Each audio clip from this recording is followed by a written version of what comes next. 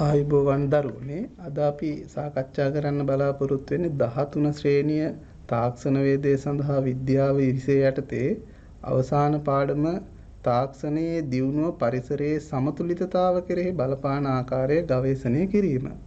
මේකේ අපිට නිපුණතා මට්ටම 12.2 ගන්න පුළුවන් මානව ක්‍රියාකාරකම් ජලගෝලයට ඇති කරන බලපෑම් විමර්ශනය කිරීම. දැන් මේක ගත්තහම අපිට මේකේ ඉගෙනුම් පළ විදිහට තියෙනවා ජලගෝලය හඳුන්වා දෙනවා මේ ජලගෝලය කියන්නේ මොකද්ද මේ අපි අවට තියෙන පරිසරයේ ජලය පවතින්නේ කොයි ආකාරයකටද ඒකට අපි හානි කරන්නේ කොයි ආකාරයකටද අපි ඒක රැක ගන්න ඕන කොහොමද කියන එක පිළිබඳ අවබෝධයක් මේ හරහා දෙන්න බලාපොරොත්තු වෙනවා ඊළඟට අපි ජලගෝලයේ සංරචක නම් කරනවා මානව ක්‍රියාකාරකම් නිසා ජලගෝලයේ දූෂණය වෙන ආකාරය විස්තර කරනවා ඊළඟට ජල ප්‍රමිතිකරණයේ අවශ්‍යතාව සඳහන් කරනවා ඊළඟට ජල ප්‍රමිති නිර්ණායක නම් කිරීමකට ලක් කරනවා ඊළඟට ජලයේ භෞතික හා රසායනික ප්‍රමිති පිළිබඳ සාකච්ඡා කරනවා දැන් මෙතනදී අපි දැනගන්න ඕනේ මේ ජලයේ ප්‍රමිති කියලා කොටසක් තියෙනවා මේ ජල ප්‍රමිති අපි මේකෙන් භාවිතා කරන ජලයේ භාවිතයට සුදුසුද නැද්ද යන්න කියන එක තීරණය කරන්න භාවිතා කරනවා ඊළඟට ජල දූෂණය මැනීමට ප්‍රමිති නිර්ණායක භාවිත කරනවා ජලය පිරිසිදු කිරීමේ අවශ්‍යතාව මේක යටතේ අපි නැවත සඳහන් කිරීමක් කරනවා ඊළඟට භෞතිකව හා රසායනිකව ජලය පිරිසිදු කිරීමේ ක්‍රම අත්හදා බැලීමක් කරනවා මේක අපි මුලින්ම මේ පරිසරය ගෝල ලෙස වර්ගීකරණය කර ඇති ආකාරය හඳුනා ගනිමු බලන්න මේක අපිට ජලගෝලය කියන එක දීලා තියෙනවා පෘථුවියේ ඇති ජලය හා ඒ ආශ්‍රිත පරිසරය තමයි අපි ජලගෝලය කියලා කියන්නේ මේක ජලගෝලයට ගත්තහම අපි කරන බලපෑම අපි කොපමණ විනාශයක් මේකට කරලා තියෙනවද දැන් උදාහරණයක් අප නොදැනුවත්වම පරිසරයට phone battery CFL bulb polythene මේවා එකතු කරනවා. ඉතින් මේවා හරහා අපේ ජලය විනාශ වීමකට ලක් වෙන්න පුළුවන්. දැන් ෆෝන් බැටරියක් ගත්තාම එක ෆෝන් බැටරියකින් එකතු වෙන බැරලෝහ ප්‍රමාණය විශාල ජල පරිමාවක් දූෂණය කරන්න අදාළ වෙනවා. ඉතින් මේක හරහා අපි නොදැනුවත්වම හිතන්න ෆෝන් බැටරි දෙක තුනක් අපේ ලිඳක් අසල බිමට දාලා තිබුණොත් අපේ එතන ජලය විනාශ වෙනවා. ඉතින් ඒක අපි දැනගෙන පාවිච්චි කරන්න ඕනේ. මේවා අපි තැන් වල දාන්න නැතුව ප්‍රතිචක්‍රීකරණය කරන්න එකට එකතු කරලා අදාළ තැන් වලට දාන්න ඕනේ. ඉතින් මේක භාවිතා කරේ නැත්නම් ඉදිරියට අපිට මේක ලොකු ගැටලුවක් වෙනවා. ඒ හින්දා අපි දැනගන්න ඕනේ අපේ මේ පරිසරය රැක ගන්න. ඉතින් මේකේ ජලය ටික අපිට අනාගත පරම්පරාවට සුරක්ෂිත කරගන්න අපි දැනගන්න ඕනේ.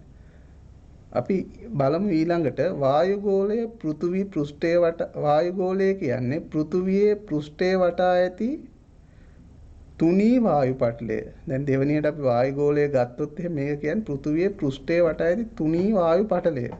ඊළඟට ශිලාගෝලය. ශිලාගෝලය කියන්නේ පෘථිවිය වටා ඝන කොටස් ආශ්‍රිතව පරිසරය. දැන් අපි දන්නවා පස, පාසාන, ඛනිජ. මෙන්න මේවා. දැන් පාසාන කොටස් ගත්තහම මේ පොළොව අභ්‍යන්තරයේදී පාසාන තියෙනවා. ඊළඟට ඛනිජ ද්‍රව්‍ය තියෙනවා. මේ සියල්ලම අයිති ශිලාගෝලයට. ඊළඟට අපි බලනවා ජෛව ගෝලය. ජෛව ගෝලය කියන්නේ සියලුම ජීවීන් අයත් පරිසරය. මේ ජෛව ගෝලය කියන්නේ සියලුම ජීවීන්. සියලුම ජීවීන් කියන්නේ අපිත් මේකට තමයි අයිති. එතකොට මේ ජීවීන් කියන්නේ ශාක හා සියලුම සතුන් අයිති වෙනවා මේකට. බලන්න ඊළඟට ජලගෝලය. මොකද්ද මේ ජලගෝලය කියන්නේ? ජලගෝලය කියන්නේ ජලය හා ඒ ආශ්‍රිත පරිසරය ජලගෝලය කියලා අපි හඳුන්වනවා. හොඳට මතක තියාගන්න ජලය හා ඒ ආශ්‍රිත පරිසරය. එතකොට අපිට පෘථුවියෙන් 70%ක් 71ක් පමණ ජලයෙන් වැසී තියෙනවා. අපි දැනගන්න ඕනේ එතකොට වැඩිපුරම තියෙන්නේ ජලය. හැබැයි අපිට භාවිතයට ගන්න පුළුවන් මේ අපේ භාවිතයට ගන්න පුළුවන් ජල ප්‍රමාණය ඉතා සීමිත ප්‍රමාණයක් තියෙන්නේ. අපි ඒ නිසා මේ අපිට භාවිතයට ගන්න පුළුවන් එක රැක ගන්න එක තමයි මේකෙදි වඩාත්ම වැදගත් වෙන්නේ. ඊළඟට ජලය එකිනෙක ගෝල අතර හුවමාරු වන අන්දම අපිට මේ ජල චක්‍රය මගින් මේකෙදි හඳුනා ගන්න පුළුවන්. බලමු මොකද්ද මේ ජල චක්‍රය කියන්නේ කියලා. බලන්න මේ රූප සටහන දිහා මේකේ ජල චක්‍රය බලන්න මේ ජල චක්‍රය තුල අපට ජලය වාෂ්පීකරණයට ලක් වෙනවා. මුහුදේ තියෙන ජලය වාෂ්පීකරණයට ලක් වෙනවා. ඊට අමතරව වාෂ්පීභවනය මෙන්න මේ වචන වාෂ්පීකරණය වාෂ්පීභවනය උත්සේදනය මෙන්න මේ වචන තුන පැහැදිලිව අඳුනා ගන්න. මේකේ කියනවා ජලය වාෂ්ප වෙලා යන ක්‍රමය මේ. අපි මේකෙදි මෙන්න මේ කොටස් අඳුනා ගන්න. උත්සේදනය කියන්නේ සාක මගින් මූල පද්ධතියෙන් අවශෝෂණය කරගෙන සාක පත්‍ර වලින් ජලය වාෂ්ප වශයෙන් එළියට දෙන එක. මේක තමයි අපි උත්සේදනය කියන්නේ. හැබැයි වාෂ්පීකරණය කියන එක අපි දැනගන්න ඕනේ. වාෂ්පීකරණය අපි අර්ථ දක්වන්නේ ජලය තාපාංකයේදී වාෂ්ප බවට. ඒ කියන්නේ අපිට තාපාංකය කියන්නේ ජලයේ නටන උෂ්ණත්වය. 100දී වාෂ්ප බවට පත් වෙන එක තමයි ගොඩක් දුරට අපි වාෂ්පීකරණය කියලා කියන්නේ. හැබැයි මේ වාෂ්පීකරණය වෙන්න පුළුවන් ගිනි කඳු ආශ්‍රිතව සෙල්සියස් අංශක 100ට රත් වෙන තැන්වල වාෂ්පීකරණය වෙන්න පුළුවන්. ඊළඟට වාෂ්පීභවනය. මොකද්ද මේ වාෂ්පීභවනය කියන්නේ? ඕනෑම උෂ්ණත්වයක ජලය වාෂ්ප වෙන්න පුළුවන්. ඒකට කියනවා අපි වාෂ්පීභවනය කියලා. එතකොට අපිට මේ ජලය වාෂ්ප විදියට එකතු වෙන්න පුළුවන්. වාෂ්පීකරණය, වාෂ්පීභවනය, උත්සේදනය. ඉතින් මේ ක්‍රියාවලින් අපිට ජලය වායුගෝලයට එකතු වෙනවා. මේ එකතු වෙන ජලය ටික නැවත ඉහළට ගිහින් ඝනීභවනය වෙනවා. ඝනීභවනය වෙලා දැන් මෙතන මේ ඝනීභවනය වෙලා ඊට පස්සේ එයාව යනවා වලාකුළු තත්වයට. වලාකුළු බවට පත් වෙනවා. මේ වලාකුළු වල ජලයේ ටික ඊට පස්සේ තව දුරටත් වැඩි වුණාම වර්ෂණයේ විදිහට පහළට වැටෙනවා. තවත් කොටසක් වලාකුළු හිම විදිහට මේ කඳු වල තැම්පත් වෙනවා. එතකොට හිම විදිහට තැම්පත් වෙලා ඒ සිසිල් වුණාම තැම්පත් වෙලා ඒකත් නැවත මේ හිම දිය වෙලා ගංගා වලට එකතු වෙනවා. මේ ගංගා වලින් ඇවිල්ලා මේක මුහුදට එකතු වෙනවා. ඔන්න ඔහම තමයි ජල චක්‍රය මේකේ ක්‍රියාත්මක වෙන්නේ. ඊළඟට මේ පහළට එන ගංගා වලට එකතු වෙන ජලය වැස්ස මගින් වර්ෂණය මගින් පොළවට එකතු වෙන ජලය භූගත ජලයට යනවා කොටසක්. ඒක මෙතන ඊතලෙන් දක්වලා තියෙනවා. කොටසක් භූගත ජලයට යනවා. හැබැයි මේ පොළොව අභ්‍යන්තරයට යන ජලයත් භූගතය හරහා කාන්දු වෙලා මේ මුහුදට එනවා. එතකොට මුහුදටත් එනවා. මේ අතර මෙතනින් වාෂ්පීකරණය ගොඩ බිමින් වෙන්නත් පුළුවන්. වාෂ්පීකරණය සහ වාෂ්පීභවනය මුහුදේදී විතරක් නෙමෙයි වෙන්නේ ගොඩ බිමින් වෙන්නත් පුළුවන්. එතකොට සෑම තැනම මේක වෙන්න පුළුවන්. එතකොට අපි දන්නවා මේක චක්‍රයක යන්නේ ජලය පොළවෙන් ඉහළට ගමන් කරනවා උත්සේදනය වාෂ්පීකරණය වාෂ්පීභවනය ඊළඟට ඒවා නැවත වර්ෂණයේ විදිහට පොළවට ලැබෙනවා. මේක චක්‍රයක යන්නේ. මේ චක්‍රය තුල සිද්ධ වෙන ක්‍රියාවලියට අපි බලපෑම් කරොත් මේක අපිට ලොකු ගැටලුවක් වෙනවා. ඉතින් මේ ජලය වාෂ්පීකරණය වෙද්දී මේකට මේ වාෂ්ප වලට අහිතකර වායු වර්ගයක් එකතු වුණොත් වලාකුළු ඒ අහිතකර ජලයෙන් අහිතකර වායුව නිසා වලාකුළු දූෂණයට ලක් වෙනවා. ඒක නිසා පොළොවට ලැබෙන ජලය දූෂණයට ලක් වෙනවා. ඒ හරහා භූමියේ තියෙන ශාකවලට සතුන්ට සියලු දෙනාට හානියක් සිද්ධ වෙන්න පුළුවන්. ඒ හින්දා මේ එක ක්‍රියාවලියකට හරි අපි බලපෑමක් කරොත් ඒක අපිට ආපහු මේ චක්‍රය තුලින් කොහෙන් හරි අපිටම ඒකේ ප්‍රතිඵලය ලැබීම ලක් වෙනවා. ඒ හින්දා අපි දැනගන්න ඕනේ මේ ක්‍රියාවලිය රැකගන්න අපි මේ පරිසරය රැකගන්න දැනගන්න ඕනේ මේ ජල චක්‍රය කියන එක අපිට ජීවිතේට හරිම වැදගත් දෙයක්. අපි බලමු ඊළඟට ජලගෝලයේ සංරචක ගත්තාම අපිට ප්‍රධානම එක තමයි මුහුද. මුහුදේ තියෙන්නේ ලුණු ජලය. හැබැයි අපිට මේක භාවිතයට ගන්න ගොඩක් අපහසුයි. මේ ලුණු ජලය කියන්නේ ලවණ ගොඩක් තියෙනවා. මේක අපි භාවිතයට ගන්න ලවණ අඩු ජලය තමයි අපි භාවිතයට ගන්නෙ. ඊළඟට අපි බලනවා වායුගෝලීය ජලය. මොනවාද මේ වායුගෝලීය ජලය කියන්නේ? ජල වාෂ්ප. දැන් අපි මේ ඉන්න පරිසරයේ සෑම වෙලාවෙම වායුගෝලයේ ජල වාෂ්ප තියෙනවා. මේ ජල වාෂ්ප අපිට වැදගත්. මේක තමයි ඊළඟට ඝනීභවනය වෙලා වර්ෂාව විදිහට ලැබෙන්නේ. ඊළඟට ද්‍රව ප්‍රදේශවල ජලය. මිදුණු ජලය කියන්නේ ග්ලැසියර් සහ අයිස් තට්ටු. මේවා ගැනත් අපි දැනගන්න ඕනේ. මේවා දැන් අපේ පරිසරයේ හරිතාගාර ආචරණය අනුව උෂ්ණත්වයේ ඉහළ ගිහින් තියෙනවා. අපි හරිතාගාර වායු විමෝචනයේ වැඩි වෙලා මේ පරිසර උෂ්ණත්වය ඉහළ ගිහින් ග්ලැසියර් සහ අයිස් තට්ටු දිය වෙන්න පටන් ගන්නත් තියෙනවා. ඉතින් මේවා අපිට ගත්තාම ලොකු ගැටලු පරිසරයට. ඉතින් මේවා අපි අනිවාර්යෙන් රැක ගන්න ඕනේ. මේ තියෙන සමතුලිතය බිඳවට්ටන්න හොඳ නැහැ. ඒකේ ප්‍රතිඵල අපිට කොහෙද හරි ලැබෙන්න පුළුවන්. ඒ හින්දා අපි දැනගන්න ඕනේ දැන් මෙතන මිදුණු ජලය තියෙනවා ග්ලැසියර් අයිස් තට්ටු ද්‍රව ප්‍රදේශවල ඒවත් අපිට වැදගත්. ඊළඟට ජෛවීය ජලය. ඒ කියන්නේ ජීවී දේහ තුල දැන් අපේ ශරීරය ගත්තත් මේක තුලත් ජලය තියෙනවා. එතකොට මේ ජලයත් ජලගෝලයේ සංරචකයක්. ජීවීන් විශාල ප්‍රමාණයක් ඉන්නවා. මේ ජීවීන් සතුව තියෙන ජලයත් මේ ජලගෝලයේ සංරචකයක්. ඊළඟට භූගත ජලය. භූගත ජලය කියන්නේ පොළොව අභ්‍යන්තරයේ පවත්නා ජලය. දැන් අපි ලිඳක් කපලා ඒකේ ගන්නේ පතුලෙන් ගන්නේ භූගත ජලය. මේ පොළොව අභ්‍යන්තරයේ පවතින ජලය තමයි අපි ඒකෙන් ගන්නෙ. ඊළඟට මතු පිට ජලය. මතු පිට ජලය කියන්නේ ඇලදොල ගංගා වැව් අමුණු වල පවතින ජලය අපි මතු පිට ජලය විදිහට සලකනවා. ඊළඟට අපි බලමු ජල දූෂණය. මොකද්ද මේ ජල දූෂණය කියන්නේ කියලා? විස සහිත හෝ හානිකර ද්‍රව්‍ය එක්වීමෙන් ජලය පරිභෝජනයට නුසුදුසු තත්වයට පත්වීම. මොකද්ද මේ ජල දූෂණය කියලා කියන්නේ? හොඳට බලන්න. විස සහිත හෝ හානිකර ද්‍රව්‍ය එක්වීමෙන් ජලය පරිභෝජනයට නුසුදුසු තත්වයට පත්වීම. ඒ කියන්නේ අපිට භාවිතා කරන්න බැහැයි කියන එක. එතකොට මේ පරිභෝජනයේ නුසුදුසු වීම කියන එක අපි මොකද්ද කියලාත් බලන්න ඕනේ. පරිභෝජනයේ නුසුදුසු වීම කියන්නේ බීමට ගැනීමට, gedara dora භාවිතය හෝ කෘෂිකාර්මික කටයුතු සඳහා යොදා ගැනීමට නොහැකි වීමයි.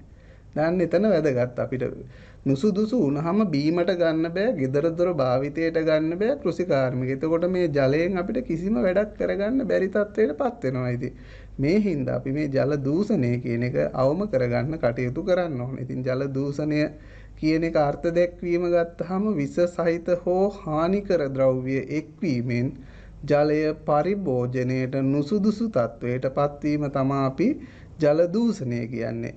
එතකොට පරිභෝජනයට නුසුදුසු වීම කියන එකත් නැවත මතක් කරන්නේ බීමට ගැනීම, gedara dora භාවිතය හෝ කෘෂිකාර්මික කටයුතු සඳහා යොදා ගැනීමට නොහැකි වීම. මෙන්න මේවා තමයි අපිට පරිභෝජනයට නුසුදුසු වෙනවයි කියලා කියන්නේ.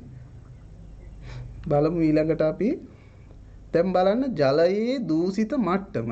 මොකද්ද මේ ජලයේ දූෂිත මට්ටම කියන්නේ?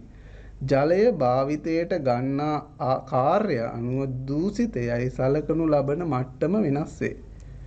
දැන් හිතන්න අපි ජලය භාවිතා කරනවා විවිධ කාර්යයන් සඳහා. බීමට, රෙදි සේදීමට, ඊළඟට කෘෂිකාර්මික කටයුතු වලට, වාහන සේදීමට. දැන් මේ සෑම කාර්යයකටම ඕනේ එකම මට්ටමේ පිරිසිදු ජලය නෙමෙයි. මේ එකෙන් එකට අපිට ජලය අවශ්‍ය එයාලගේ තියෙන මට්ටම් වෙනස් වෙනවා. එතකොට අපි සාමාන්‍යයෙන් දන්නවා ඔය ක්‍රියාවලින් අපිට වඩාත්ම පිරිසිදු මට්ටමේ තියෙන්න ඕනේ බීමට ගන්නා ජලය. එතකොට අපි දන්නවා බීමට ගන්නා ජලයේ දූෂිත ද්‍රව්‍ය ප්‍රමාණය ඊටාම අඩු විය යුතුයි. ඒක පැහැදිලිව තේරුම් ගන්න අපි බීමට ගන්නා ජලයේ දූෂිත ද්‍රව්‍ය ප්‍රමාණය අඩු වෙන්න ඕනේ අනිත් ක්‍රියාකාරකම් වලට ගන්නේවට වඩා. ඉතින් මෙතනදී අපි වැදගත් කරුණ තමයි දැන් බලන්න බීමට ගන්නා ජලයේ තිබිය දූෂිත ද්‍රව්‍ය ප්‍රමාණය ඉතා අඩු විය යුතුයි කියන එක. එතකොට අපි පරිසරයේ ජලගෝලයට මොනවා හරි එකතු කරොත් ඒක හරහා ගිහින් අපිට පරිසරයෙන් ඒ අහිතකර ද්‍රව්‍ය අපේ ශරීරගත වෙලා අපිට ඊට වැඩි රෝගාබාධ ඇති වෙන්න පුළුවන්. මේක ගැන අවබෝධය තියාගන්න ජලය විනාශ කරනවයි කියන එක තමන්ගේ හිතට දාගන්න. මේ විනාශ කරන එක නවත්තන්න. මේ විනාශ කරන අයට ඒක එයාලා කරන්නේ පරම්පරා ගණනක ලොකු හානියක්. ඒ හින්දා අපි දැනගන්න ජලය පුළුවන් තරම් විනාශ නොවි රැක ගන්න කටයුතු කරන්න. ඊළඟට බලන්න කෘෂිකාර්මික කටයුතු සඳහා යොදා ගන්නා ජලයේ දූෂිත ද්‍රව්‍ය ප්‍රමාණය ඊට වඩා ඉහළ මට්ටමක තියෙන්න පුළුවන්. ඒ කියන්නේ මොකක්ද? බීමට ගන්න එකේ තියෙන දූෂක ද්‍රව්‍ය ප්‍රමාණය වැඩි දූෂක ප්‍රමාණයක් මේ කෘෂිකර්මයට ගන්න එකේ තියෙන්න පුළුවන්. ඒක අපි දන්නවා. දැන් කෘෂිකර්මයට ගන්න එක අර තරම්ම පිරිසිදු නෑ. ඒක අපිට ඒ වුණාට කෘෂිකාර්මික සාකවලට ගැටලුවක් නෑ. හැබැයි සමහර වෙලාවට කෘෂිකාර්මයට ගන්න බැරි තත්ත්වයේ ජලයක් තියෙනවා. සමහර තැන්වල සමහර ප්‍රදේශවල ජලය දූෂිත වුණාම සමහර විට විස සහිත ද්‍රව්‍ය ජලයට එකතු වුණාම මේ ප්‍රදේශයේ සාක සත්තු සියල්ලම විනාශ වෙනවා. ඉතින් මේවායේ ක්‍රියාවලිත් සිද්ධ වෙනවා ලෝකේ ගොඩක් තැන්වල. මේ ඉඳ අපි දැනගන්න ඕනේ මේවා කොහොමද ජලයේ ප්‍රමිති කොහොමද මේ ජලයේ මට්ටම විසදායක ද්‍රව්‍ය කොහොමද මේවා ගැන අපි අවබෝධයක් තියෙන්න ඕනේ. ඊළඟට බලන්න ජල දූෂණයට ලක්වන ආකාරය. ජලය වායුගෝලය තුලින් ගමන් කිරීමේදී අහිතකර වායු වර්ග දියවීම. දැන් බලන්න මේකේ ජල දූෂණයට ලක් වෙනවා අහිතකර වායු වර්ග දිය වෙනවා. මොනවාද මේ අහිතකර වායු වර්ග? අපි දන්නවා NO2 නැත්තම් NOx කියනවා. එතකොට මේ NO2 ජලයේ දිය වුණාම අපිට හැදෙනවා නයිට්‍රික් අම්ලය. මෙන්න මේ HNO3 කියන නයිට්‍රික් අම්ලය මේක ප්‍රබල අම්ලයක්. මේ නයිට්‍රික් අම්ලය කියන්නේ ප්‍රබල අම්ලයක්. මේක ජලයට එකතු වුණොත් ප්‍රබල අම්ලයක් නිසා ඒකෙන් විශාල හානියක් වෙන්න පුළුවන්. මිනිස් ශරීරයට හානි වෙන්න පුළුවන්, ශාකවලට හානි වෙන්න පුළුවන්. ඊළඟට දැන් මේ නයිට්‍රික් එකතු වුනහම ප්‍රබල අම්ලයක් මේ ප්‍රබල අම්ලය ජලයට එකතු වීම තුල ඒ ජලය වැටෙනවා පසට. එතකොට පසේ තියෙන සමහර ලවණ වර්ග මේ අම්ලය හැමුවේ දිය වෙලා ජලයට එකතු වෙනවා. එතකොට ජලයේ ලවණ සාන්ද්‍රණය ඉහළ යනවා. ඊළඟට සමහර ලවණ වර්ග තියෙනවා පසේ තියෙන ඒවා අපිට හානි කරයි. කියන්නේ අහිත කරයි. ඒකගේ සාන්ද්‍රණය වැඩිනවා. හැබැයි මේ නයිට්‍රික් වැටුනහම අර පසට බැඳිලා තියෙන ඒ ලංසු වර්ගය ජලයේ දිය වෙනවා. ඒ දියවීම තුල ජලයේ බැරලෝහ මට්ටම වාගේ දේවල් ඉහළ යන්න පුළුවන්. ඉතින් මේවා ගැන දැනගෙන අපි පාවිච්චි කරන්න ඕනේ. මේ NO2 පිට වෙනවා නම් ඒක වළක්වා ගන්න කටයුතු කරන්න ඕනේ. NO2 ගොඩක් දුරට පිට වෙන්නේ වාහනවල අභ්‍යන්තර දහනයෙන් එන්ජින් එක තුල අභ්‍යන්තර දහනය තුල ඇතිවෙන ඉහළ උෂ්ණත්වය සහ ඉහළ පීඩනය නිසා මෙන්න මේ ප්‍රතික්‍රියාව සිද්ධ වෙනවා. ඒ කියන්නේ NO2 නිපද වෙනවා. NO2 නිපද වෙන ක්‍රියාවලිය වෙන්නේ ඒක. මොකක්ද ඒ වාහන තුල අභ්‍යන්තර ක්‍රියාවලිය. මේ NO2 පරිසරයට නිකුත් වෙන එක වළක්වා ගන්න වාහන තුල අපි හයි කරනවා උත්ප්‍රේරක පරිවර්තක. ඒක තුලින් මේ NO2 නැවත වියෝජනය කරලා මේ හානි කර නැති විදිහට එළියට දාගන්න පුළුවන්. ඉතින් අපි මෙන්න මේ වාගේ දේවල් ගැන අවධානය යොමු කරන්න ඕනේ. ඊළඟට SO3. SO3 ලැබෙනවා අපිට ඉන්ධන දහනය, ගල් අඟුරු දහනය වාගේ ඒ වගේන් SO3 SO2 වායුව ලැබෙන්නේ. මේක නැවත ඔක්සිජන් එක ප්‍රතික්‍රියා කරලා අපිට SO3 හම්බ වෙනවා. එතකොට මේ SO3 ජලයත් එක්ක ප්‍රතික්‍රියා කරලා සල්ෆියුරික් අම්ලය හැදෙනවා. මේකත් ප්‍රබල අම්ලයක්. නයිට්‍රික් ප්‍රබල අම්ලයක්, සල්ෆියුරික් ප්‍රබල අම්ලයක්. මේ අම්ල කියන්නේ ජලයට එකතු වුණොත් ඒක හරහා වර්ෂාවේදී ආපහු පරිසරයට ලැබෙනවා. මේකෙන් පරිසරයට ලොකු හානියක් වෙන්න පුළුවන්. ඊළඟට ජල දූෂණයට ලක්වන ආකාර බලමු. දෙවැනි එකේ දැන් අපි අර කතා කරේ පළවෙනි එක. දෙවැනි එක ජලය පෘථිවි පෘෂ්ඨය මතු පිටට ගලා යාමේදී විවිධ ලවණ ජලයේ දියවීම. බලන්න ජලය දූෂණය වෙන ඊළඟ ආකාරය තමයි ජලය පෘථිවි පෘෂ්ඨය මතු පිට ගලා යාමේදී විවිධ ලවණ වර්ග දියවීම. දැන් අපි කිව්වා අර අම්ල එකතු වුනහම මොකද වෙන්නේ? SO2 NO2 වගේ කෙනෙක් ජලයේ දිය වෙලා ප්‍රබල අම්ලයක් හැදෙනවා. මෙයාලා පසට වැටුනහම මේ ජලයත් එක්ක ජලයේ තියෙන අයන වර්ග ලවණ වර්ග දිය කරන්න පුළුවන්. දැන් ඒක තමයි මෙතන බැරලෝහ දිය වෙන්න පුළුවන්. විස සහිත කාබනික රසායනික සංයෝග එකතු වෙන්න පුළුවන්. ඉන්ද්‍රිය ද්‍රව්‍ය එකතු වෙන්න පුළුවන්. දැන් මෙන්න මේවා හරහා අපිට ජලයේ ලවණ මට්ටම ඉහළ ගිහින් ජලය දූෂණය වෙන්න පුළුවන්. ඉතින් මේකෙදී අපිට ලවණ මට්ටම ඉහළ ගියාම අපිට මේක භාවිතා කරන්න බැරි වෙනවා. උදාහරණයක් දැන් වියලි කලාපයේ මේ වන විට විශාල ලෙස වකුගඩු රෝගය පැතිරෙමින් පවතිනවා. මේකට හේතුව බොහෝ දුරට ජලයේ තියෙන මේ බැරලෝහ මට්ටම ඉහළ යාම විය හැකියි. ඉතින් මේක හරහා අපිට මේක බැරලෝහ ඉවත් කරන්න අපිට ඉදිරියේදී ක්‍රම සාකච්ඡා කරනවා. දැන් දැනගන්න ඕනේ අපි මෙන්න මේක අපි මේ ජල ගෝලයට කරන බලපෑම අපිට කොහෙදි හරි අනිත් පැත්තෙන් ලැබෙන දෙයක් ප්‍රතිඵලය. ඉතින් ඒක ගැන අවබෝධය තියාගන්න. විස සහිත කාබනික සංයෝගات අපිට ගොඩක් දුරට මේ පරිසරයේ තියෙන ඒවා ජලයට දිය වෙලා ජලය දූෂණය වෙන්න පුළුවන්. දැන් අපි පරිසරයේ එකතු කරන සමහර සංයෝග වර්ග පසේ තිබිලා වර්ෂාවත් එක්ක ජල ගෝලයට එකතු වෙන්න පුළුවන්. ඊළඟට බලන්න කාර්මික ක්‍රියාවලි සඳහා ජලය යොදා ගැනීමෙන් කාර්මික රසායනික ද්‍රව්‍ය ජලයට එක්වීමෙන්. දැන් බලන්න අපි කාර්මික ක්‍රියාවලි සඳහා ජලය යොදා ගන්නවා. එතකොට කාර්මික රසායනික ද්‍රව්‍ය ජලයට එක් වෙන්න පුළුවන්. මොනවාද මේ ද්‍රව්‍ය? විස සහිත රසායන ද්‍රව්‍ය එකතු වෙන්න පුළුවන්. දැන් සමහර විට රසදිය වාගේ රසායන ද්‍රව්‍ය දැන් රසදිය එකතු වුණොත් එහෙම ඉතා විශාල හානියක් සිදු වෙනවා. ඒවා ජලයට එකතු වෙලා ජලයෙන් ශරීරයට ආවොත් ශරීරය තුළ ලොකු හානියක් සිද්ධ වෙනවා රසදිය වලින්. ඉතින් මේ වාගේ ඒවා ගැන අපි දැනගෙන ඉන්න ඕනේ. ඊළඟට වර්ණක. වර්ණක කියන්නේ අපි දන්නවා විවිධ වර්ණක වර්ග භාවිතා කරන ඇඟලුම් කර්මාන්තයේදී ආදී දේවලදී මෙන්න මේ වර්ණක වර්ග පරිසරයට එකතු වුනහමත් මේ වගේදී අපිට මේ ගැටලු සහගත වෙනවා ජලයට එකතු වුනහම සමහර වර්ණක වර්ග. ඊළඟට අපි බලමු මොනවාද මේ ජල ප්‍රමිති කියන්නේ කියලා. ජල ප්‍රමිති බලන්න ජලය භාවිතයේ ප්‍රමිති කියන එක අදහස හොඳට ගන්න.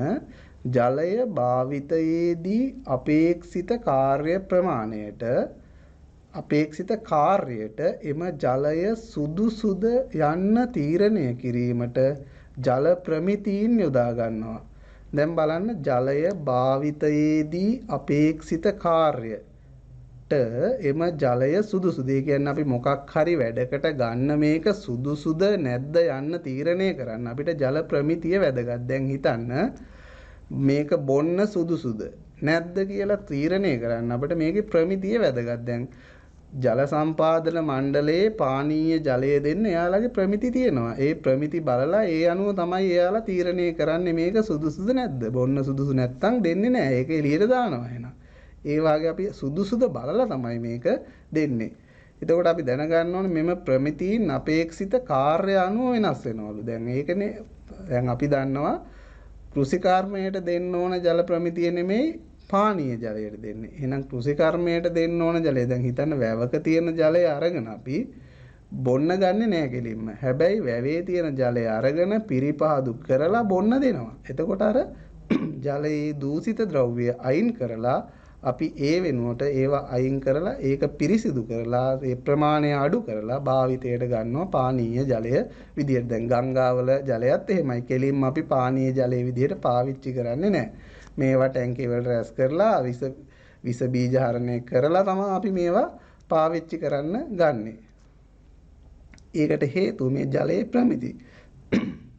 පානීය ජලය සඳහා වන ප්‍රමිති අපි මෙතනදී කතා කරන්න බලාපොරොත්තු වෙනවා ඉදිරියේදී. ඊළඟට බලන්න ජලයේ ප්‍රමිති නිර්ණායක. මොනවාද මේ ජලයේ ප්‍රමිති නිර්ණායක කියන්නේ? පළවෙනි එක භෞතික නිර්ණායක තියෙනවා. හොඳට මතක තියාගන්න මේවා මේ වැදගත් වෙයි කරුණු වශයෙන්. ජලයේ ප්‍රමිති නිර්ණායක ගත්තාම භෞතික නිර්ණායක තියෙනවා, රසායනික නිර්ණායක තියෙනවා, අන්තරායකාරී බැක්ටීරියා ප්‍රමාණය තියෙනවා. මෙන්න මේවා තමයි අපි බලන්න ඕනේ.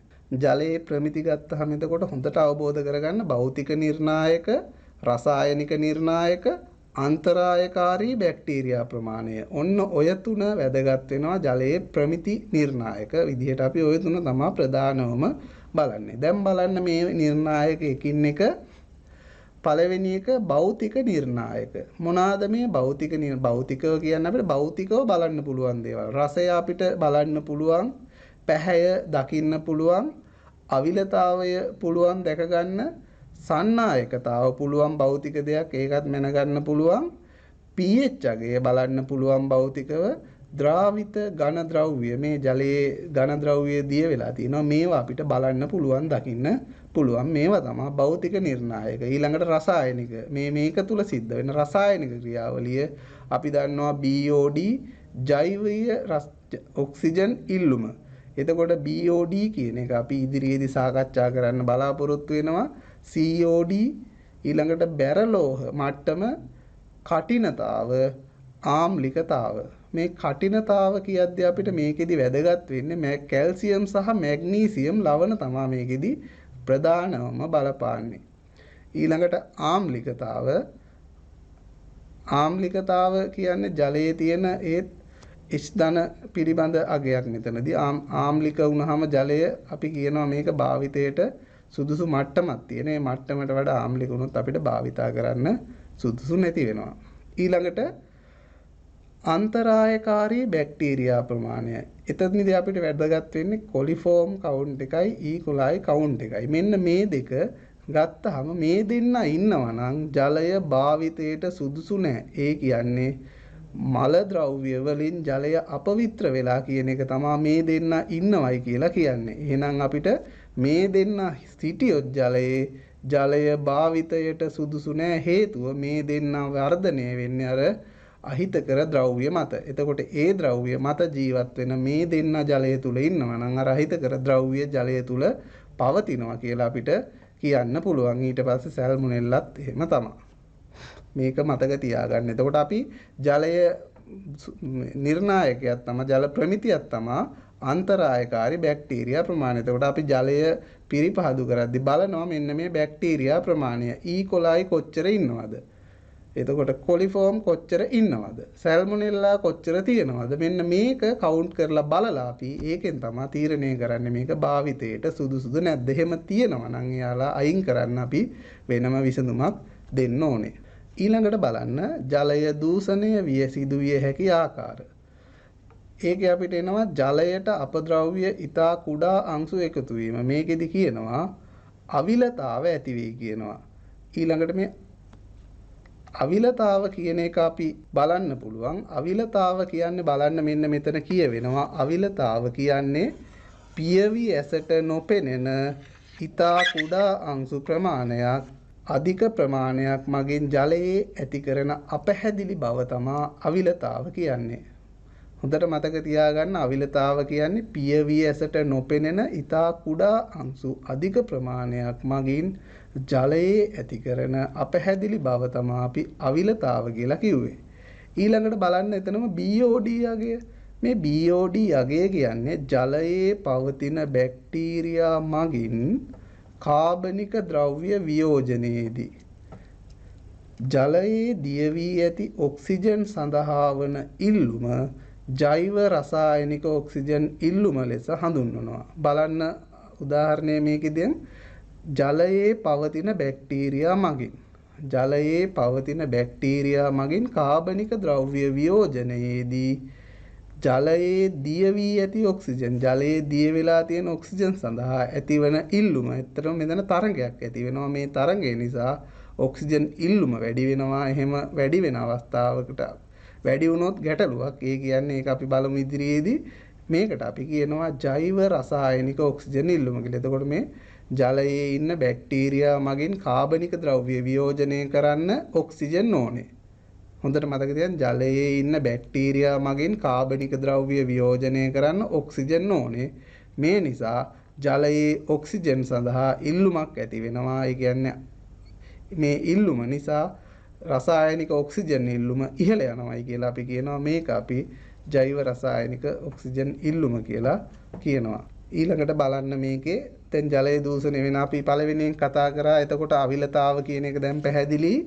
ඊළඟට ජලයට ද්‍රාවිත ලවණ එකතු වීමෙන් බලන්න ජලයට ද්‍රාවිත ලවණ. කවුද ජලයට ද්‍රාවිත ලවණ කියන එක බලන්න සන්නායකතාව ඉහළයි. මේ ලවණ නිසා දැන් අපි කැල්සියම් මැග්නීසියම් කියලා කිව්වා කලින් ඒවත් ලවණ වර්ග විදිහට ගන්න පුළුවන්. එතකොට ඒව හරහා මේ ලවණ හරහා සන්නායකතාව තමයි ඉහළ යන්නේ. මේ ලවණ වර්ග හරහා ජලයේ සන්නායකතාව ඉහළ යනවා. සන්නායකතාව කියන්නේ විදුලිය ගමන් කරන්න තියෙන හැකියාව අපි කියනවා මේ සන්නායක ගුණයක්. ඒක විදුලිය ගමන් කරන එක. ඉතින් මේක ඉහළ යන්න පුළුවන්. මොකද මේවා ධන හෝ ඍණ අයන වර්ග තියෙන්නේ. මේ අයන හරහා විද්‍යුත් ධාරාවක් යන්න පුළුවන්. එතකොට අපි බලන්නේ මෙතන සන්නායකතාව.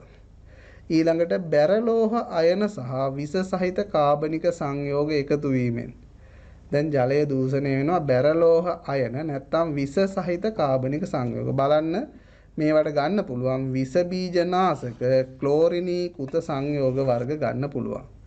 බැරලෝහ අයන සහ විස සහිත කාබනික සංයෝග විස බීජනාශකවල තියෙන්න පුළුවන්. ක්ලෝරිනීකృత සංයෝගවල තියෙන්න පුළුවන්. ඊට පස්සේ ජලය දූෂණය වෙන්න පුළුවන් අනිත් ආකාරය පසේ ඇති ද්‍රාවිත ලවණ එකතු වීමෙන්. දැන් පසේ තියෙනවා සමහර ලවණ වර්ග. මෙන්න මේවා ජලයට දිය වුණාම ඒකිනුත් ජලය දූෂණය වෙන්න පුළුවන්. ඊළඟට ජල දූෂණය වීම සිදු විය හැකි ආකාරයක් ගත්තහම අහිතකර බැක්ටීරියා එක්වීමෙන් උදාහරණයක් රෝගකාරක ඊකොලයි සැල්මොනෙල්ලා සිගෙල්ලා කොලරා ආදී බැක්ටීරියා වර්ග අපිට ගන්න පුළුවන්. එතකොට අහිතකර බැක්ටීරියා එක්වීමෙන් අපිට මේ ජලය දූෂණය වෙන්න පුළුවන්. ඊකොලයි සැල්මොනෙල්ලා සිගෙල්ලා කොලරා වැනි බැක්ටීරියා එකතු වුණාම ජලය දූෂණය වෙනවා. මේ ගැනත් අපි හොඳ අවබෝධයක් තියෙන්න ඕනේ. ඊළඟට ජලයට අධික වශයෙන් විස නොමැති කාබනික ද්‍රව්‍ය.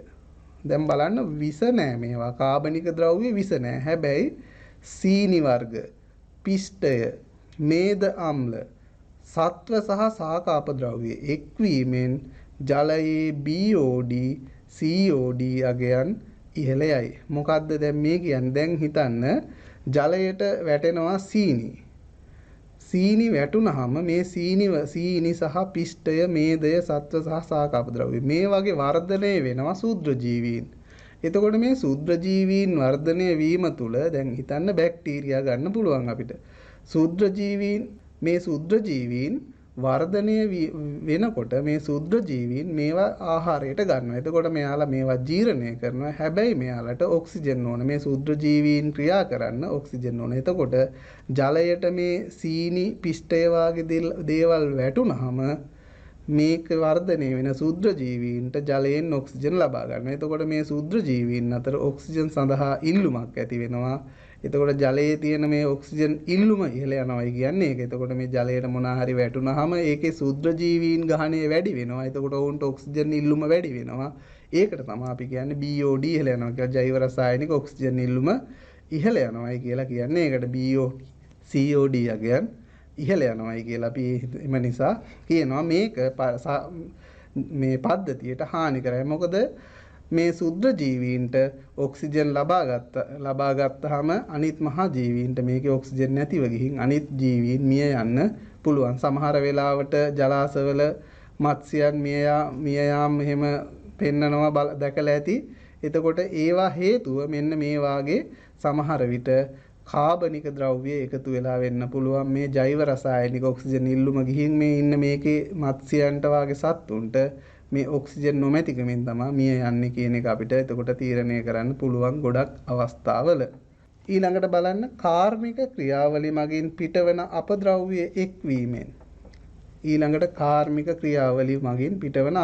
එක්වීමෙන්. තෙල්, ග්‍රීස්, බැරලෝහ, ලවණ වර්ග, ආහාර කොටස්, සත්ව සහ සාග කොටස්, අම්ල, භස්ම, වර්ණක. දැන් මේ හැම එකටම කාර්මික කොටස් තියෙනවා. දැන් තෙල් ගත්තාම වාහන සේවා ආයතනවල ඔය තෙල් එනවා වාහන හොදන තැන්. එතකොට ඒ වගේදී තෙල් එනවා. ග්‍රීස්, බැරලෝහ, ලවණ වර්ග එන දැන් මේ හැම එකටම කාර්මික ක්‍රියාවලිය තියෙනවා. ආහාර සැකසුම් මේ වගේ එනවා ආහාර කොටස්. ඊට පස්සේ සත්ව සාග කොටස්, අම්ල, භස්ම එන්න පුළුවන්. වර්ණක එන්න පුළුවන් වගේ. ලවණ වර්ග එකතු වෙන්න පුළුවන්. මේවා ඔක්කොම ජලය දූෂණ වෙන්න පුළුවන් ද්‍රව්‍ය. ඉතින් මේවා ගැන අපි හොඳ අවබෝධයකින් ඉන්න ඕනේ. ඊට පස්සේ බලන්න ජල පිරිපහදුව. මොකද්ද මේ ජල පිරිපහදුව කියන්නේ කියලා. අපි දැනගන්න ඕන දූෂිත නැතහොත් මිනිස් පරිභෝජනයට නුසුදුසු ජලය පිරියම් කර එය මිනිස් පරිභෝජනයට සුදුසු තත්වයට පත් කිරීම තමයි අපි මේ ජල පිරිපහදුව කියලා කියන්නේ. බලන්න දූෂිත නැතහොත් මිනිස් හොඳට අවබෝධ කරගන්න දූෂිත නැතහොත් මිනිස් පරිභෝජනයට නුසුදුසු ජලය. දූෂිත නැතහොත් මිනිස් පරිභෝජනයට නුසුදුසු ජලය පිරියම් කර එය මිනිස් පරිභෝජනයට සුදුසු තත්වයට පත් කිරීම අපි කියනවා ජල පිරිපහදුව කියලා. දැන් බලන්න මේකේ අපිට කාර්මික අපජලය අදාළ බැහැර කිරීමේ සම්මතයන්ට අනුකූල වන ලෙස පිරියම් කර බැහැර කිරීමද ජල පිරියම් කරණයට අයත් වෙනවා. දැන් බලන්න මේකේ මොකද්ද කියන්නේ කියලා. සමහර දැන් අපිට පරිභෝජනයට ගන්න ජල පිරිපහදු කරනවා. ජල පිරිපහදු කරලා පරිභෝජනයට සුදුසු ආකාරයට සකසලා අපිට දෙනවා ජල සම්පාදන මණ්ඩලයෙන් දෙන්න පුළුවන්. ඒ විදිහටම සමහර වෙලාවට තියෙනවා සමහර කර්මාන්ත ශාලාවලින් එන ජලය එළියට දැම්මොත් ඒක පරිසරයට හානි කරයි. ඉතින් ඒ වාගේ තැන්වල ජලය පරිසරයට දාන්න සම්මත තත්වයන් තියෙනවා. ඒ තත්වයන් බලලා තමයි යාලා පරිසරයට ජලය එකතු කරන්නේ. දැන් මෙතනදී කාර්මික අපජලය බැහැර කිරීමේ සම්මතයන්ට බලන්න ඒක කාර්මික අපජලය බැහැර කිරීමේ සම්මතයන්ට අනුකූලව එතකොට ඩිස්චාර්ජ් ස්ටෑන්ඩඩ්ස් වලට අනුකූලව තමයි යාලා මේ පිරියම් කර බැහැර කිරීම ජල පිරියම් කිරීමට අයත් වෙන්නේ. එතකොට මේ විදිහට දැන් අපිට කර්මාන්ත ශාලාවකින් ජලය හිතුන විදිහට යාලට එළියට දාන්න බෑ. අනිවාර්යයෙන් මේකට ඒ ජලය එළියට දාන ඒ ස්ටෑන්ඩඩ් වලට අනුව අනිවාර්යෙන් ජලය එළියට දාන්න ඕනේ. මේක ඒක මේ නැති වුණොත් මේක ජල මූලාශ්‍ර වලට එකතු වෙලා ජලය ඒ ජීවී පද්ධතියට හානි වෙන්න පුළුවන්. ඊළඟට අපිට තියෙනවා ජල පිරියම්කරණයේ පියවර. මොනවාද මේ ජල පිරියම්කරණයේ පියවර? ඒකේ අපිට තියෙනවා ප්‍රාථමික ජල පිරියම්කරණය. මේ ජල පිරියම් කිරීම ගත්තාම අපිට ප්‍රාථමික ජල පිරියම්කරණයේදී ගන්න පුළුවන් ජල පිරියම්කරණයේ කොටස් තුනකට කැඩෙනවා. ප්‍රාථමික ජල පිරියම්කරණය, ද්විතීක ජල පිරියම්කරණය, තෘතීක ජල පිරියම්කරණය. ඔන්න ඔය තුන තමයි ප්‍රධානම අපි කතා කරන්නේ. සමහර තැන්වල කොටස් 4කට මේක විස්තර කරලත් තියෙනවා. එතකොට අපි දැනගන්න ඕනේ ප්‍රාථමික පිරියම් කිරීම, ද්විතීක පිරියම් කිරීම, තෘතීක පිරියම් කිරීම යටතේ අපි පළවෙනි එක බලමු ප්‍රාථමික පිරියම් කිරීමට අයිති මොනවාද කියලා. මේකේ බලන්න ජලයේ ඇති අද්‍රාව්‍ය කොටස් ඉවත් කිරීම. ඒ කියන්නේ දිය වෙලා නැති කොටස් ඉවත් කිරීම. මේකට අපිට පුළුවන් ජලය මොකක් හරි පෙරණයක් තුලින් යවලා දැලක් තුලින් යවලා මේකට දැලට එකතු වෙන්න හදන්න පුළුවන් පාවෙන ද්‍රව්‍ය. ජලයේ පාවෙන ද්‍රව්‍ය මේ දැලට එකතු වෙන්න හදන්න පුළුවන්. ඒකට අපිට දැලක් තුලින් යවන්න පුළුවන්. ඊළඟට ගුරුත්වය යටතේ තැන්පත් වීම. සමහර ද්‍රව්‍ය තියෙනවා ජලය තුල නිකම් තිබුණාම නිසලව තිබුණාම ගුරුත්වය යටතේ පහළට තැන්පත් වෙන ද්‍රව්‍ය. ඒවත් අපිට කියන්නේ බර වැඩි ද්‍රව්‍ය, ඝනත්වය වැඩි ද්‍රව්‍ය පහළට තැන්පත් වෙනවා පතුලට. එතකොට අපි දන්නවා ඝනත්වයේ අඩු දේවල් උඩ පාවෙන දේවල් පෙරලා දැලක් තුලින් යවලා පෙරලා අයින් කරගන්න පුළුවන්. බර වැඩි ගුරුත්වයේ යටතේ තැන්පත් වෙන ඒවා තැන්පත් වෙන්න අරලා පතුලෙන් අයින් කරගන්න පුළුවන්. නැත්තම් පුළුවන් අපිට වැලි පෙරණයක් තුලින් යවලත් මේවා අයින් කරගන්න පුළුවන්. ඊට පස්සේ බලන්න ගුරුත්වයේ යටතේ දැන් මේ ප්‍රාථමික එකේම ගුරුත්වයේ යටතේදී තැන්පත් නොවන ඊතා කුඩා අංශු දැන් සමහර අංශු තියෙනවා ගුරුත්වයේ යටතේ ඉක්මනින් තැන්පත් වෙන්නේ නැහැ. මේ කුඩා අංශු ටික තැන්පත් කරන්න අපි ඇලම් එකතු කරන්න පුළුවන්. මොකද්ද මේ ඇලම් කියන්නේ? මේක දාපුවාම අර ජලයේ දිය වෙලා තියෙන අංශු ටික ඉක්මනින් තැන්පත් වීමකට ලක් කරන්න පුළුවන්. මේකට කියනවා අපි කෝගුලේටින් ඒජන්ට්ස් එකතු කරන්න පුළුවන්. මේවා හරහා ජලය අර තැන්පත් වෙන්න කියන්නේ ප්‍රමාද වෙන ඒවා ඉක්මනින් තැන්පත් කරගන්න පුළුවන්. ඊළඟට ජලය වාතනය කිරීම. බලන්න ඕකත් ප්‍රාථමික පිරියම් කිරීම යටතේ අපිට ගන්න පුළුවන්. ජලයේ තියෙනවා ඇමෝනියා සල්ෆර් ඩයොක්සයිඩ් ඉවත් කිරීම. ද්‍රාවිත යකඩායන ඔක්සිකරණය වී අවක්ෂේප වීම. මෙන්න මේවත් ගන්න පුළුවන්. දැන් අපිට මේකට පුළුවන් ජලය උඩ ඉඳලා පහළට කීප වතාවක් වැටෙන්න සලස්වන්න. එතකොට මේ ජලයේ තියෙන ඇමෝනියා සහ සල්ෆර් ඩයොක්සයිඩ් ඉවත් වෙලා යන්න පුළුවන්. ඊළඟට ද්‍රාවිත යකඩායන ජලයේ ද්‍රාවණය වෙලා තියෙන යකඩායන ඔක්සිජන් එක ඔක්සිකරණය වෙලා අවක්ෂේප වෙන්න පුළුවන්. එතකොට ජලය මෙතනදී වාතනය කිරීමක් කරලා අපිට ඇමෝනියා සල්ෆර් ඩයොක්සයිඩ් ඉවත් කරගන්න පුළුවන්. ඊළඟට ද්‍රාවිත යකඩායන ඔක්සිකරණය කරලා අවක්ෂේප කරගන්නත් පුළුවන් මේ ප්‍රාථමික පිරියම්කරණය යටතේම. ඊළඟට ද්විතීක ජල පිරියම්කරණය. බලන්න මේ ද්විතීක ජල පිරියම්කරණය කියන එක මොකක්ද කියලා. ජලයේ පවතින විස නොවන කාබනික සංයෝග ඉවත් කර BOD යගේ පහළ දැමීම තමයි අපි මෙතනදී කරන්නේ ද්විතීක පිරියම්කරණය. අපි එතකොට කරන්නේ මේක රසායනික ක්‍රියාවලියක් වෙන්නේ ජලයේ පවතින විස නොවන මේක ජෛව රසායනික ක්‍රියාවලියක්. ජලයේ පවතින විස නොවන කාබනික සංයෝග. හොඳට මතක තියාගන්න විස නොවන කාබනික සංයෝග. මෙන්න මෙයාලව ඉවත් කර ගැනීමට BOD යගේ පහළ හෙලීම තමයි මෙතනදී අපි බලාපොරොත්තු වෙන්නේ. BOD යගේ කියන්නේ ජෛව රසායනික ඔක්සිජන් ඉල්ලුම. මොකද්ද මේ ජෛව රසායනික ඔක්සිජන් ඉල්ලුම කියන්නේ? එතකොට අර අපි කිව්වා ජලයේ කාබනික සංයෝග තිබුණොත් ශුද්‍ර ජීවීන් වර්ධනය වෙනවා. එයාලට ඔක්සිජන් ඕනේ. එතකොට ඔක්සිජන් ගත්තාම ජලයේ ඔක්සිජන් ඉල්ලුමක් ඇති වෙනවා. මේ ඉල්ලුමට හරියන්න ඔක්සිජන් ප්‍රමාණය අපි ලබා දුන්නොත් අර ශුද්‍ර ජීවීන් අර සංයෝග ටික ඉක්මනින් වියෝජනය කරලා ඉවත් කරනවා. තේරුණාද කියප එක? දැන් බලන්න මෙතනදී ජලයේ ද්විතීයික පිරියම්කරණය කරන්නේ ජලයේ පවතින විස නොවන කාබනික සංයෝග ඉවත් කර BOD ගේ පහළ දෙන. BOD කියන්නේ ජෛව රසායනික ඔක්සිජන් ඉල්ලුම. දැන් ජලයේ කාබනික ද්‍රව්‍ය තියෙනවා නම් අපි දන්නවා ඔක්සිජන් වලට ඉල්ලුමක් තියෙනවා. හේතුව මේ කාබනික ද්‍රව්‍ය වල ශුද්‍ර ජීවීන් වර්ධනය වෙනවා. මේ වර්ධනය වෙන ශුද්‍ර ජීවීන් නිසා අපිට මේ ඉල්ලුම වැඩි වෙනවා. එතකොට ඔක්සිජන් ඉල්ලුම වැඩි වුණාට අපි ඒ ඔක්සිජන් ඉල්ලුම සැපයුවොත් ඔක්සිජන් දුන්නොත් මෙයාලා ඒ ඔක්සිජන් ටික අරගෙන ඉක්මනින් අර ටික වියෝජනය කරනවා. එහෙනම් අපි කරන්නේ මෙතනදී මේක BOD ගේ පහළ දානවා කියන්නේ ඔක්සිජන් ඉල්ලුම පහළ දානවා කියන්නේ ඔක්සිජන් දෙනවා මෙතෙන්ට. එතකොට මෙතෙන්ට මේකදී අපිට කරන්න පුළුවන් ජලය වාතනය කරනවා. වාතනය කරද්දී නැත්නම් ජල බුබුලු උඩට යන්න සලස්වනවා. බුබුලණය කරන්න පුළුවන්. මේ වාතනය කිරීම තුලින් මේ ශුද්ධ ජීවීන්ට අවශ්‍ය වාතය ලැබිලා අර ජෛව රසායනික ඔක්සිජන් ඉල්ලුම කියන එක අඩු වෙනවා. ඒ කියන්නේ මෙයාලට ඔක්සිජන් දුන්නාම එයාලා අර කාබනික සංයෝග ටික වියෝජනය කරලා ඉවත් කරලා අර ඉල්ලුම අඩු කිරීමකට ලක් කරනවා. ඉතින් ඒකට තමයි අපි කියන්නේ BOD අගය පහළ දමනවායි කියලා. දැන් බලන්න මේකෙදි අපි සීනි වර්ග, පිෂ්ඨය, මේද අම්ල, සත්ව සහ සාකාප ද්‍රව්‍ය මෙන්න මේවා ටික අපිට ජලයේ දිය වෙලා තිබුණොත් මේවා අයින් කරන්න පුළුවන් ජලය වාතනය කරලා. හැබැයි මේ ශුද්‍ර ජීවීන් ජලයේ ඉන්න ඕනේ. ඒකේ මත බලන්න එතකොට මෙහිදී කාබනික ද්‍රව්‍ය CO2 හා ජෛව ස්කන්ධ බවට පත් කර ඉවත් කරේ. ඒ කියන්නේ CO2 හා ජෛව ස්කන්ධ බවට පත් කරලා ඉවත් කරනවා. මේ දැන් අපි දන්නවා කිව්වා මෙතනදී ජලය වාතනය කරන්න ඕනේ. BOD අඩු කරන්න නම් ශුද්‍ර ජීවීන්ට අවශ්‍ය ජලය දෙන්න ඕනේ. මේ ජලය දෙන්න නම් අපි මේක වාතනය කරන්න ඕනේ. දැන් බලන්න වාතනය මේ තාක්ෂණිකව ප්‍රධාන ක්‍රම දෙකකට සිද්ධ කරයි. දැන් බලන්න මේකෙදී පළවෙනි එක භ්‍රමණ සිලින්ඩර ක්‍රමය.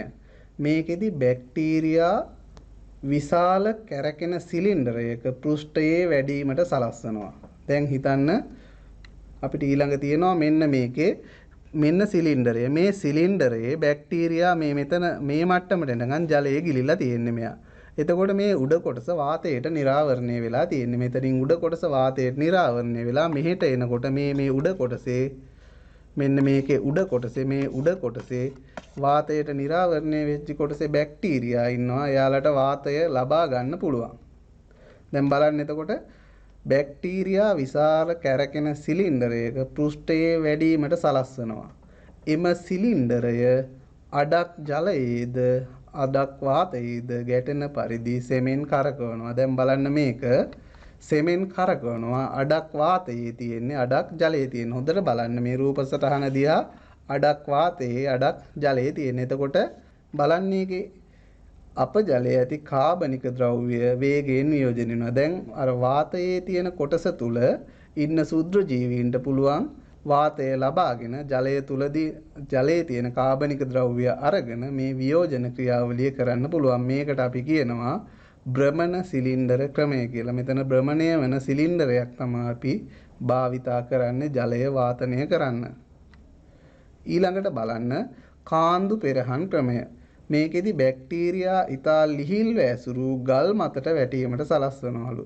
එතකොට බැක්ටීරියා මෙන්න මෙතන එතකොට මේ ලිහිල්ව ඇතිරු ගල් මතට බැක්ටීරියා දාලා ඊට පස්සේ මෙයා මතට අපි ජලය වැටෙන්න සලස්වනවා. බැක්ටීරියා ඉතා ලිහිල්ව ඇසිරු ගල් මතට වැටීමට සැලැස්වීම. ඊළඟට අපජලය ඒ මතට ඉසීම. දැන් අපි කරන්නේ අර ගල් තට්ටුව මත බැක්ටීරියා තියෙනවා. මේ බැක්ටීරියා වලට ජලය ගෙනල්ලා දානවා. එතකොට දැන් අර බැක්ටීරියාක් තියෙනවා ජලයක් තියෙනවා. මෙතන විසිරිලා යද්දී මෙතන හොඳට වාතයක් තියෙනවා. ජලය පිරීලා නැහැ. එතකොට මේවා හරහා පහළට වෑස්සෙද්දී වාතනය වීමකට ලක් වෙනවා. එතකොට මෙතන සුවායු ශුද්‍ර ජීවීන්ට ක්‍රියා කරන්න පුළුවන්. ඒ තුලින් ජලය තුල BOD අගේ පහළ යවන්න පුළුවන් අර කාබනික ද්‍රව්‍ය සුවායු ශුද්‍ර ජීවීන් මගින් වියෝජනය කරලා. දැන් බැක්ටීරියා මගින් එක කියනවා කාබනික ද්‍රව්‍ය වියෝජනය කියලා. මේකෙදී යටින් බලන්න ඊට පස්සේ අපජලය විශාල පොකුණකට එක් කර හොඳින් වාතනය කර බැක්ටීරියා වර්ධනය වීමට සැලැස්වීම මගින් සරලව ද්විතීක ජල පිරියම්කරණය සිදු කරයි. ඒ කියන්නේ ඉහත ක්‍රියාවලි දෙක වෙනුවට අපිට මෙන්න මේකත් කරන්න පුළුවන්. විශාල පොකුණකට මෙයාව එකතු කරලා ඒක තුලිනුත් අපිට පුළුවන් මේකේ භාවිතා කරන්න. ජප ජලයේ විශාල පොකුණකට එක් කර හොඳින් වාතනය කර බැක්ටීරියා වර්ධනය වීමට සලස්වලා අපිට මේ ක්‍රියාවලිය කරගන්න පුළුවන්. ඊළඟට බලන්න අපජලයේ කාබනික ද්‍රව්‍ය ප්‍රමාණය ඉතා අධික විට මොකද කරන්න පුළුවන් කියන. දැන් අපජලය පිරිසිදු පිරිපහදු කරන්න ගත්තාම අපි අර ක්‍රියාවලියට ලක් කරද්දී සමහර වෙලාවට කාබනික අහිතකර කාබනික ද්‍රව්‍ය ඉතා අධිකව තියෙනවා. දැන් මේ ඉතා අධිකව කාබනික ද්‍රව්‍ය තිබ්බහම අර ක්‍රියාවලියට යොමු කරත් ගැටලු ඇති වෙන්න පුළුවන්. ඒ හින්දා අපි කරන්නේ මේකෙදී නිර්වායු තත්ත්ව යටතේ මුලින් වියෝජනයක් කරලා තමයි අර පිරිපහදු ක්‍රියාවලියට යොමු කරන්නේ. ඒක කියන නිර්වායු බැක්ටීරියා මගින් වියෝජනය කර අපද්‍රව්‍ය ප්‍රමාණය අඩු කිරීම කරන්න පුළුවන්. ඊට පස්සේ පසුව සුවායු බැක්ටීරියා මගින් තව දුරටත් අපද්‍රව්‍ය ඉවත් කිරීම කරන්න පුළුවන්. එතකොට අර ද්විතීක පිරියම් කිරීමට යවන්න කලින් අපිට පුළුවන් නිර්වායු බැක්ටීරියා මගින් වියෝජනය කරලා ඒකේ තියෙන අපද්‍රව්‍ය ප්‍රමාණය යම් ප්‍රමාණයක් අඩු කරලා තමයි අර පිරිපහදු ක්‍රියාවලියට අපිට යොමු කරන්න පුළුවන්. මේකට උදාහරණයක් තියමට ආහාර සැකසුම් අපජලය. මේ ආහාර සැකසුම් අපජලයේ විශාල ලෙස කාබනික ද්‍රව්‍ය එහෙම තියෙනවා. ඉතින් මේවා කෙලින්ම පිරිපහදු ක්‍රියාවලියට දානවට වැඩිය මූලික වියෝජනයක් කරලා නිර්වායු තත්ත්වය යටතේ තමයි මේ ක්‍රියාවලිය කරන්නේ. වියෝජනයක් කරලා අපිට ඊට පස්සේ පිරිපහදු ක්‍රියාවලියට යොමු කරන්න පුළුවන්. ඊළඟට කිරි ආශ්‍රිත නිෂ්පාදන අපජලය. දැන් අර ගල් තට්ටුව මතට බැක්ටීරියා වර්ග මෙතන දාලා තියෙනවා. මෙන්න මෙතන උඩ ගල් තට්ටුව මත බැක්ටීරියා වර්ග තියෙනවා. මෙන්න මේකේ. එතකොට මේකේ ජලය පහළට වැස්සෙනවා.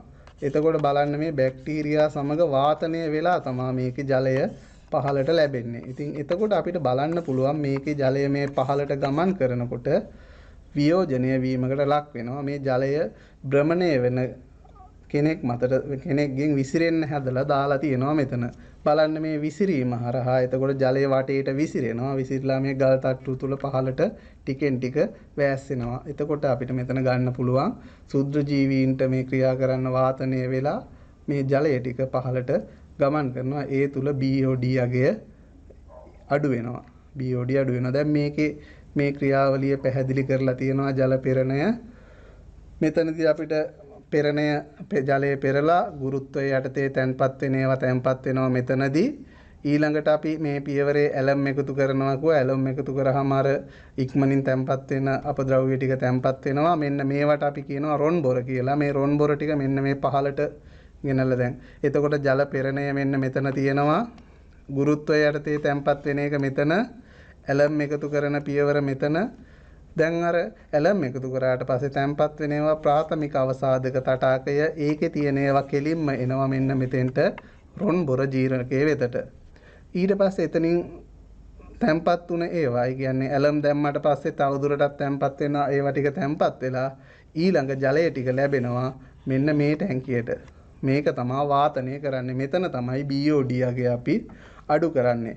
මෙතනදී තමයි BOD අඩු කරන ස්ථානය. BOD අඩු කරලා මෙතන නැවත අර කොටස් ටික වියෝජනය වෙලා කාබන් ඩයොක්සයිඩුයි අවක්ෂේප වෙන ඒවායි මෙතනින් ලැබෙනවා. එතකොට මෙතනින් අවක්ෂේප වෙන එක අපි කියනවා නැවත රොන් බොර විදිහට මෙන්න මෙතෙන්ට එනවා.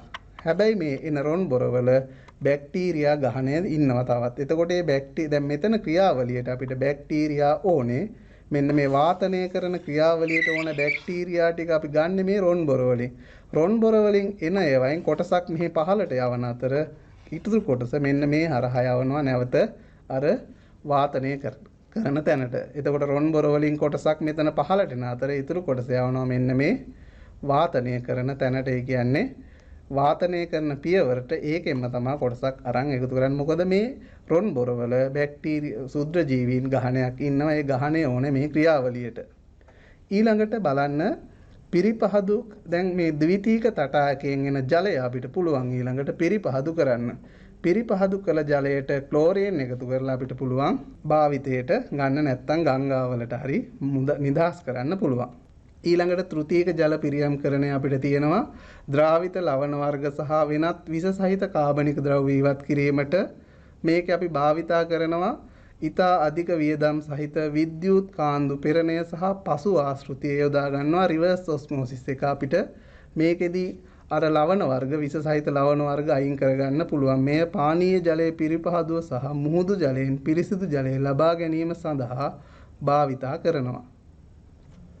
මේ පසු ආශ්‍රිතය සිද්ධ වෙන ආකාරය අහිතකර ලවණත් එක්ක එන ජලයේ පිරිසිදු ජලය ටික වෙන් කරනවා මෙතනදී වෙන් කරලා යනවා අර ලවණ ගතිය අහිතකර අයන වැඩි සාන්ද්‍රණයකින් මෙතනින් අපජලය එළියට යවනවා. පසු ආශ්‍රිත ඒකක අපජලය තුල බැරලෝහ සාන්ද්‍රණය වැඩි වෙන්න පුළුවන්. ඒ හින්දා ඒවා සාකවලට උනත් නුසුදුසු වෙන්න පුළුවන් අර අපජලය ටික පසු ආශ්‍රිතේ භාවිතා කරන තැනක මේ එන අපජලය ටික භාවිතයට සුදුසු නෑ ගොඩක් දුරට. ඒ මොකද ඒකේ අහිතකර අංශ සාන්ද්‍රණය ඉතා විශාල ලෙස වැඩි වෙලා තියෙන්නේ.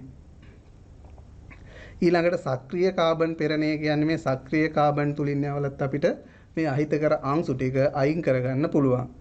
මේකෙදි වෙන්නේ අධිශෝෂණය මගින් විස සහිත කාබනික සංයෝග ඉවත් වීමක් සිද්ධ වෙනවා. සක්‍රීය කාබන් පෙරණයත් වෙන්නේ මෙන්න මෙතනින් එනවා අහිතකර ද්‍රව්‍ය ඇවිල්ලා මෙන්න මෙතන තියෙනවා සක්‍රීය කාබන් මෙතෙන්ට ආපුවා මේ අංශු වලින් කොටසක් අහිතකර අංශු වලින් යම් ප්‍රමාණයක් මේ කාබන් මතට අධිශෝෂණය වෙනවා. ඊතුරු පිරිසිදු ජලය ටික මෙතනින් යනවා.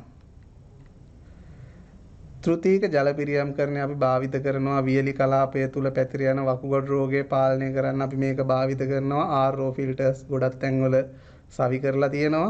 ඊළඟට අරාබි රටවල් මාලදිවයින වැනි රටවල මුහුදු ජලයෙන් පිරිසිදු ජලය ලබා ගැනීමට මේක භාවිතා කරන්න පුළුවන්. ඊළඟට ජල ජීවාණුහරණය කරන ක්‍රම තියෙනවා. ජලයට ක්ලෝරින් එකතු කිරීම මේකෙදි අපිට ක්ලෝරින් එකතු කිරීම ලාභදායී ජල විස බීජ හරණ ක්‍රමයක්. ක්ලෝරින් එකතු කිරීම කියන්නේ ඊළඟට ක්ලෝරින් වායුව අධික විකාදන ගුණ නිසා ප්‍රවාහනය අනතුරුදායකයි. ඒක ගැටලුවක්. ඊළඟට ජල ජීවාණුහරණ අතුරුඵලයක් වෙනවා ක්ලෝරින් වලින්. මොනවාද මේ කියන්නේ? ක්ලෝරින් ජලයේ කාබනික සංයෝග සමග ක්ලෝරිනීකృత කාබනික සංයෝග සාධන අතර ඒවා පිළිකාකාරක වෙනවා. අන්න ඒවා තමයි ජල ජීවාණුහරණ අතුරුඵල. මේවා ගැටලුවක් වෙනවා ක්ලෝරින් වල. හැබැයි ක්ලෝරින් වල වාසිය තමයි ලාභදායකම ක්‍රමය. ඊළඟට ඕසෝන් සමග ගැටීමට සලස්වන එක ඕසෝන් ජල ජීවාණුහරණය නිසා නිපද වෙන අතුරුඵල අඩුයි. හැබැයි ජීවාණුහරණය නිසා නිපද වෙන අතුරුඵල අඩුයි. එතකොට බලන්න ඕසෝන් වායුව අධික ප්‍රතික්‍රියාශීලී නිසා බැක්ටීරියා මෙන්න වෛරසද හොඳින් විනාශ කරනවා. ඊට පස්සේ ගබඩා කරගත නොහැකි අතර භාවිත කරන අවස්ථාවේ නිපදවා ගන්න. ඒ කියන්නේ මේක ගබඩා කරලා තියාගන්න බෑ. එතන අපිට ගැටලුවක් තියෙනවා. වියදම ටිකක් වැඩි මේකේ. හැබැයි අධික ප්‍රතික්‍රියාශීලී නිසා බැක්ටීරියා වාගේම වෛරසත් මේකෙන් හොඳින් විනාශ වෙනවා. අන්න එතන වාසියක් තියෙනවා අපිට. ඊළඟට පාරජම්බුල කිරණ වලට නිරාවරණය. මෙන්න මේක සාකච්ඡා කරාම මේක ලාභදායී පහසුයි. හැබැයි මේකේ ගැටලුව තමයි විශාල ලෙස සිදු කිරීමේදී මේක ශරීරයට නිරාවරණය වුණොත් පාරජම්බුල කිරණ ශරීරයට නිරාවරණය වුණොත් හානි කරයි. ඒ කියන්නේ පිළිකා ඇති වෙන්න පුළුවන්, විකෘති වීම වෙන්න පුළුවන්. ඊළඟට සුද්ධ ජීවීන් මේකෙදි පාරජම්බුල කිරණ වලට අර්ධ වශයෙන් නිරාවරණය වුවහොත් ජාන විකෘති වෙලා වඩාත් ප්‍රතිරෝධී ප්‍රභේද ඇති වෙන්න පුළුවන්. ඒ කියන්නේ මෙතනදී සුද්ධ ජීවීන් පාරජම්බුල කිරණ වලට අර්ධව මේ ලක් වුණාම මෙයාලා විකෘති වෙන්න පුළුවන්. විකෘති වෙලා මේ කිරණ වලට ප්‍රතිරෝධී ප්‍රභේද ඇති වෙන්න පුළුවන්. එතකොට ඒක ඊට වැඩිය හානිකර තත්ත්වයක් ඇති වෙන්න පුළුවන්. මේ කරුණු ටික මේ පාඩම යටතේ අපිට කතා කරන්න පුළුවන් උනේ. දැන් මේකේ අපි දැනගන්න ඕනේ මේ අපි ජල ගෝලය ආශ්‍රිතව මොනවාද මේ භාවිතා කරේ සාරාංශය බලා ගන්න. ජලය හා ඒ ආශ්‍රිත පරිසරය හඳුන්වයි. පරිසරය ගෝල ලෙස වර්ගීකරණය කරා. ජල චක්‍රය, ජල ගෝලයේ සංරචක, ජල දූෂණය හැඳුන්වුවා. ජල දූෂණයට ලක්වන ආකාර හැඳුන්වුවා. ජල ප්‍රමිති, ජල දූෂණය විය හැකි ආකාර, ජල පිරිපහදුව, ජල ජීවාණුහරණය අපි හැඳුන්වුවා. ඉතින් මේ පාඩම තුල අපි පරිසරයට යම් හානියක් නොවන ආකාරයට මේ යම් ද්‍රව්‍ය භාවිත කිරීම පිළිබඳ දැනුමක් ගත්තනම් ඒ පිළිබඳ දැනුම ඔබට වැදගත් වෙන්නේ නැති කියලා හිතනවා. මේ පාඩම විභාගය සඳහා අත්වලක් කරගනී කියලා බලාපොරොත්තු වෙනවා.